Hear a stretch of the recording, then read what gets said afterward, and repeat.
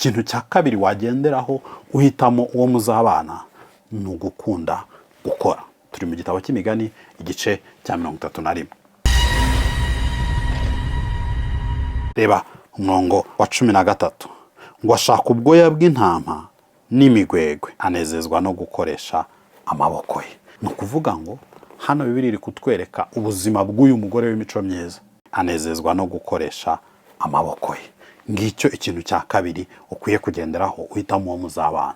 Ukwiye guhitamo umuntu unezezwa no gukora, ukunda gukora. Uzabona umuntu uhora yinubira akazi akora kandi aka kazi kamutunze. Uyu mugore ntabwo ari uko yari ameze, ngo anezezwa no gukoresha amaboko ye. Iki ni ikintu cy'ingenzi. Kuba umuntu akunda gukora, yumva bimunejeje, yumva ari ikintu cy'agaciro ku buzima bwe, ni ikintu ukwiye guha agaciro ka mbere. Urumva, uzabona umuntu ushaka gukora the minimum, uvuga ngo mu kazi arashaka akore bike bya nyuma bishoboka, ariko ku munsi wo guhembwa akumva yahembwa yisumbuyeho. Uyu muntu hari ukuntu mu buzima busanzwe tugira ngo ni umuhanga, nyine ni umunyabwenge, ni gute wakora utu tuntu duke hanyuma ukarenga ugahembwa bingana gutya. Hari n'ubwo uba wumva icyaguha ukamera nkawe, ariko nujya guhitamo uwo muzabana, uyu muntu uzamwirinde. Ati kubera iki? Ni ukuvuga ngo uyu muntu numara gushakana nawe, ku bijyanye n'akazi, ku bijyanye n'ibibareba nyine mu rugo, ibyo mugomba gukora, ni wowe mukozi muzaba mukorana.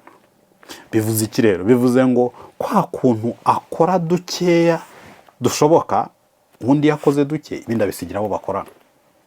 Naba ari wowe rero mukorana, kubera ko muzaba mwashakanye, muzaba musangiye akazi ko mu rugo n'izindi nshingano zitandukanye. Utekereza se ko bya bindi byinshi asiga azabisigira nde?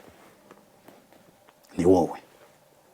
Niba rero uri guhitamo uwo muzabana, uyu muntu mwitondere, kuko ibi ngibi ntabwo ari ikibazo cy'uko akazi gateye, ni ikibazo cy'umutima. It's a character issue. Ni umutima we wumva akwiye kubona n'ibyo atakoreye, akwiye guhembwa n'igihe atakoze. So uyu muntu rero umwirinde, kuko nimugera mu rugo ni wowe akazi kose kazarangiriraho. Mu yandi magambo azakuvunisha. Ariko gukora biri ukubiri. Reba ku murongo wa 14 ngo ameze nk'inkuge z'abagenza, azana ibyo kurya bye abikura kure. Uyu muntu akora akazi ko hanze. Inkuge ni ubwato, abagenza ni nk'abacuruzi. Ni ukuvuga ngo uko abacuruzi bagenda bakazana ibintu babikuye kure, ngo niko n'uyu muntu nawe ngo azana ibyo kurya bye abikuye kure. Ni ukuvuga ngo arasohoka akava mu rugo, akagenda akajya gushakisha, akajya gushaka ahantu yakura ibyo kurya. Urumva ni nka ya mvugo y'iki gihe, arahiga, ajya ku gahigo agashakisha, akareba ni gute nabona ibyo kurya byanjye, ngo azana ibyo kurya bye abikuye kure. Ariko gukora ntago bigarukira aho ngaho, akazi ntago kagarukira aho ngaho. Reba umurongo wa 15 ngo abyuka kare butaracya, akagaburira abo mu rugo rwe, agategeka abaja be imirimo ibakwiriye. Ni ukuvuga ngo hari no gukora akazi ko mu rugo. Iki ni icy'ingenzi ku muntu uri kurambagiza. Urumva hari igihe tugira ngo gukunda gukora bigarukira nyine ku kazi umuntu akora ko hanze. Oya, akazi ko hanze nibyo ni ingenzi, ni ngombwa ko uyu muntu aba agakunze, aba ashobora kuzana ibyo kurya mu rugo, ariko hari n'akandi kazi ko mu rugo. Kubera we gutwarwa gusa nuko umuntu akunda akazi ke, akora neza ibyo hanze, kubera ko ntabwo uri gushaka umukozi mukorana, uri gushaka umuntu wo kubana nawe. Uyu muntu wo kubana nawe rero hari n'akazi kabareba kari mu rugo iwanyu, niba nyine ari umuntu mugiye kubana. Bibiliya rero ikavuga ngo ntabwo umuntu ashikazwa n'akazi ko hanze gusa, ahubwo n'akazi ko mu rugo, bya bindi bya buri kanya, bya bindi bya buri munsi bihora byisubiramo, nabyo biramureba, kuko ngo abyuka kare akagaburira abo mu rugo rwe, agategeka abaja be imirimo ibakwiriye.